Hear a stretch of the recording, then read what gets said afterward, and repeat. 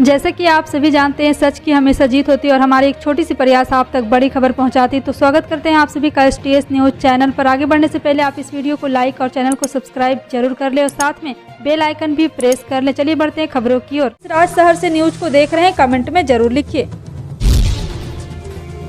PM किसान योजना की 11वीं किस्त का इंतजार कर रहे 2,53,00,000 से ज्यादा किसानों के लिए एक राहत बड़ी खबर है। केंद्र सरकार ने पीएम किसान योजना का लाभ उठाने के लिए KYC की डेडलाइन को आगे बढ़ा दिया है। पीएम किसान पोर्टल की ऑफिशियल वेबसाइट के नोटिफिकेशन के मुताबिक किसान अब 31 मई 2022 तक अपना KYC करा सकते हैं। पहले ये 31 मार्च से बढ़ाकर 22 मई 2022 किया गया था। प्रधानमंत्री किसान सम्मान निधि योजना का लाभ हर साल किसानों को मिलता है। योजना के तहत किसानों के अकाउंट में 6,000 दिए जाते हैं। हर 4 महीने के बाद किसानों के अकाउंट में 2,000 रुपये ट्रांसफर होते हैं। किसान घर बैठे ही KYC करा सकते हैं, अपडेट कर सकते हैं। सबसे पहले किसान वेबसाइट पर जाकर के अपना अपडेट कर सकते हैं।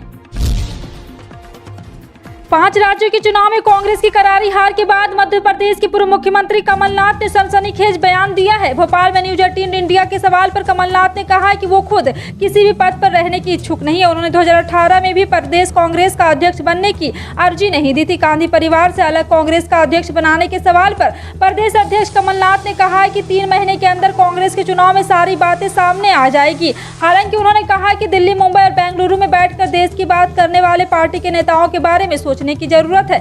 G23 के सवाल पर उन्होंने कहा कि G23 में शामिल लोग मेरे से बहुत नजदीक हैं। वे मेरे साथ सालों से हैं। उनकी सारी मांगे मान ली गई है। उन्होंने कहा कि चुनाव करवा लीजिए।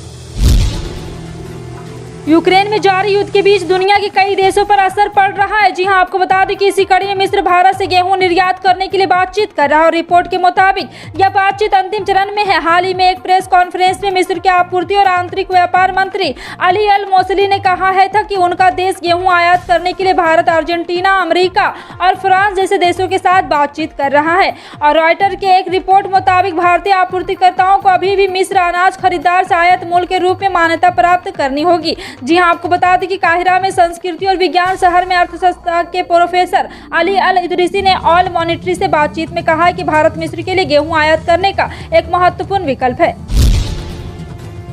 तमिलनाडु के मुख्यमंत्री M.K. स्टालिन ने गुरुवार को राष्ट्रीय राजधानी में प्रधानमंत्री नरेंद्र मोदी से मुलाकात की। उन्होंने फुटवेयर निर्माण क्षेत्र के लिए उत्पादन से जुड़ी प्रोत्साहन योजना लाने की जरूरत बताई। उन्होंने राज्य में रक्षा अनुसंधान एवं विकास के लिए कई कार्य करने की भी जरूरत बताई। और आपको बता दें कि अनुसार पर्याप्त मात्रा में कोयले की आपूर्ति और राज्यों के साथ उपकार और अधिभार साझा करने की भी चर्चा की है। प्रधानमंत्री के साथ बैठक के दौरान स्टालिन ने राज्य के विभिन्न मांगों और सूचीबद्ध करते हुए ज्ञापन भी सौंपा है।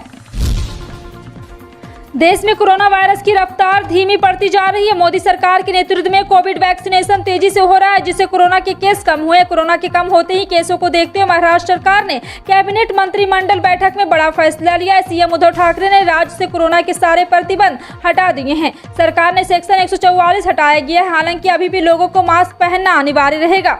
हिंदी नववर्ष के दिन महाराष्ट्र में कोरोना से जुड़े सभी प्रतिबंधों को वापस ले लिया गया है। देश भर में इस बार अप्रैल में ही लोगों को मई जून की गर्मी का एहसास होने वाला है। उत्तर भारत में इसका असर अगले 5 दिनों में ही देखने को मिल सकता है। मार्च में ही पारा 40 के पार जा चुका है, जिसके चलते तापमान में काफी इजाफे की संभावना है, जिससे लोगों को काफी परेशानी का सामना भी करना पड़ सकता है। मौसम विभाग की माने तो अगले 4-5 दिनों के दौरान उत्तर पश्चिम, मध्य और पश्चिम भारत में तेज लू भी चल सकती है। और भारत मौसम विज्ञान विभाग ने इसी के साथ एक अलर्ट भी जारी कर दिया है, जिसमें लोगों से जितना हो सके धूप में ना निकलने की हिदायत दी गई है। बिहार स्कूल एग्जामिनेशन बोर्ड कक्षा 10वीं का परिणाम घोषित हो गया है। शिक्षा मंत्री विजय कुमार चौधरी ने प्रेस कॉन्फ्रेंस में रिजल्ट जारी किया। बिहार बोर्ड 10वीं की परीक्षा में कुल 12,86,971 छात्र पास हुए हैं। 10वीं का रिजल्ट जारी होने के बाद टॉप करने वाले छात्रों को बिहार बोर्ड सम्मानित करेगा।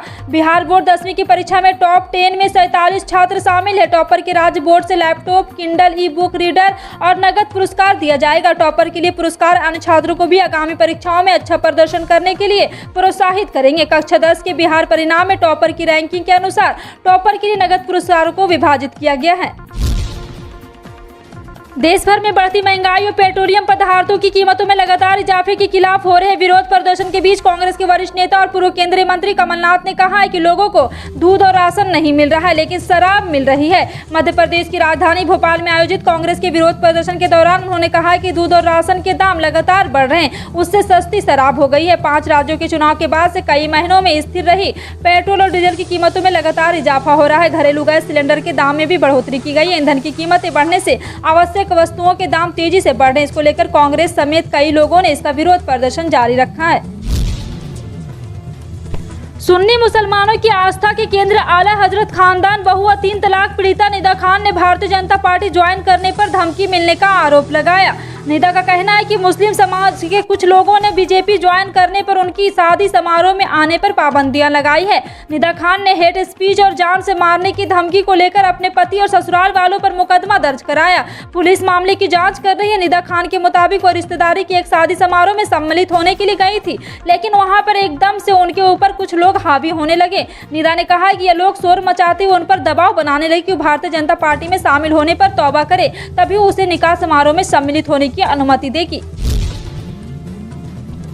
हाल ही में कांग्रेस छोड़ने की घोषणा करने वाले वरिष्ठ नेता सीएम इब्राहिम ने बृहस्पतिवार को कहा है कि कर्नाटक विधान परिषद के अध्यक्ष ने परिषद की सदस्यता से दिया गया उनका इस्तीफा स्वीकार कर लिया है। इब्राहिम ने जल्द ही जद में शामिल होने के संकेत दिए हैं और उसे वास्तविक धर्मनिरपेक्ष पार्टी करार दिया। उन्होंने कहा कि 2023 के कर्नाटक विधानसभा चुनाव में कांग्रेस पार्टी जद और भाजपा के बाद तीसरे स्थान पर रहेगी। उन्होंने कहा कि मैंने अपने ऊपर से बोझ उतार दिया है। अपने अगले कदम के बारे में मैंने इसे हमारे राष्ट्रीय नेता, प्रधानमंत्री और जद देवगौड़ा पर छोड़ दिया है। सर्वसम्मत राय है कि मुझे उनके साथ जाना चाहिए। यदि आप शराब का सेवन करते हैं तो आप महापापी, महानीच और महाआयोग हैं। जी हां, आपको बता दें कि आपके लिए किसी सहानुभूति नहीं होनी चाहिए। आप हिंदुस्तानी भी नहीं। दरअसल ये बात हम नहीं कह रहे हैं, ऐसा कहना है बिहार के मुख्यमंत्री नीतीश कुमार का। जी हां, आपको बता दें कि उन्होंने बिहार विधान परिषद में सोमवार को ये बात तब कही जब शराबबंदी कानून में संशोधन का विधेयक पास किया जा रहा था। उन्होंने कहा कि महात्मा गांधी का नाम लेकर के महापापी और महाआयोग किसे बोल रहे हैं पीएम मोदी, सीएम नीतीश कुमार। नीतीश कुमार ने कहा कि जहरीली शराब पीने से जिन लोगों की मौत हुई उनसे किसी प्रकार की सहानुभूति की जरूरत नहीं, उसे कोई राहत नहीं दी जाएगी। नीतीश कुमार ने कहा कि जो बापूजी की बात को नहीं मानते वो हिंदुस्तानी नहीं, वो भारतीय नहीं, वो महापापी और महाअयोग्य। उन्होंने कहा कि वो राष्ट्रपिता की भावना को जो नहीं मानना वो महापापी या महाअयोग्य है। उन्होंने आगे कहा कि दुनिया भर में दारू का कितना बुरा असर इस लोगों को मालूम होना चाहिए।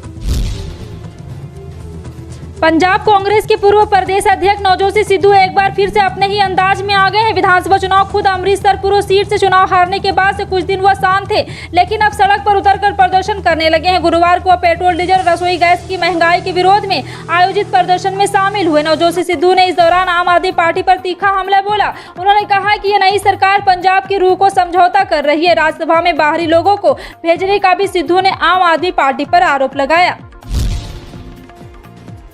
अगर आप पीएम किसान सम्मान निधि के लाभार्थी हैं तो यह खबर आपके लिए ही काम की है, क्योंकि सरकार ऐसे पात्रों को अब बड़ा फायदा दे रही है। सरकार इस योजना से जुड़े किसानों को 3000 रुपये महीना यानी 3600 रुपये पेंशन के तौर पर दे रही है। इस योजना का फायदा ऐसे किसानों को मिलेगा जिनकी उम्र 60 साल से ज्यादा है। केंद्र सरकार की ओर से पीएम किसान सम्मान निधि योजना चला रखी है, जिसके तहत 3 किस्तों में सालाना 6000 रुपये खाते में आते हैं। मोदी सरकार की इस योजना का लाभ उन सारे किसानों को मिल सकता है जो पीएम किसान सम्मान निधि का फायदा ले रहे हैं।